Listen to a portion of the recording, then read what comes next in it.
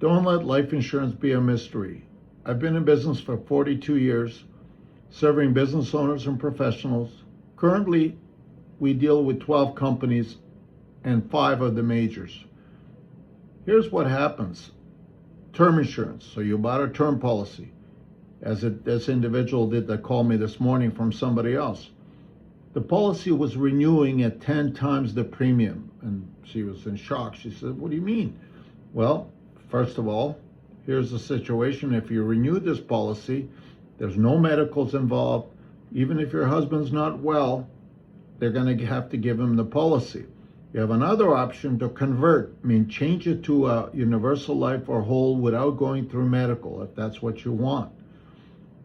And I said, if your husband is insurable, he can go to the open market and save about 45% of the premium you're being quoted on renewal of your existing policy. Same policy, even the same company. She was going, how can that be? Well, guess what? He has to prove he's insurable. Because your current policy, even if he's not insurable, they got to give it to him. Less than 1% of term policies ever pay a death benefit. Why?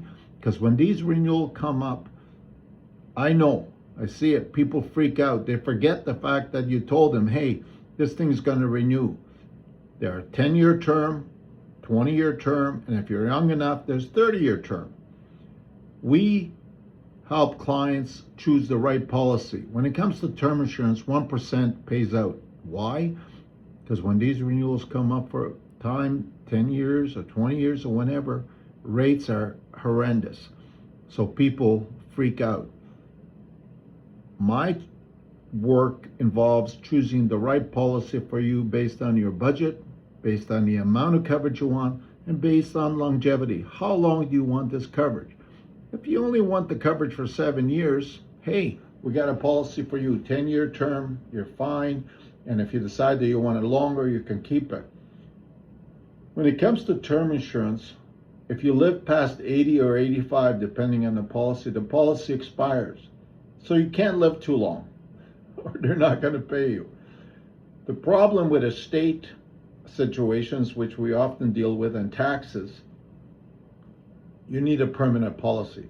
This lady I spoke with this morning, I said, do you have RSPs? Yeah, I got RSPs, because she was asking me, do I even need insurance? I said, I don't know. Do you have RSPs? Yes, I do. Okay, on death, they're probably going to pass to you and yours to your husband. Yes. I said, do you realize when the last person dies, there will be tax to pay on those RSPs and your daughter's not going to get the full value? And she said to me, I didn't think of that. Well, that's part of the problem. We create solutions, like in particular case we worked with, it was last to die policy. When the last person died, there was a tax bill for $500,000 on RSPs alone. We had insurance to cover that. So the children got the full $1 million plus of RSP proceeds, and we had $500,000 going to the tax man. Insurance is a valuable tool when properly used.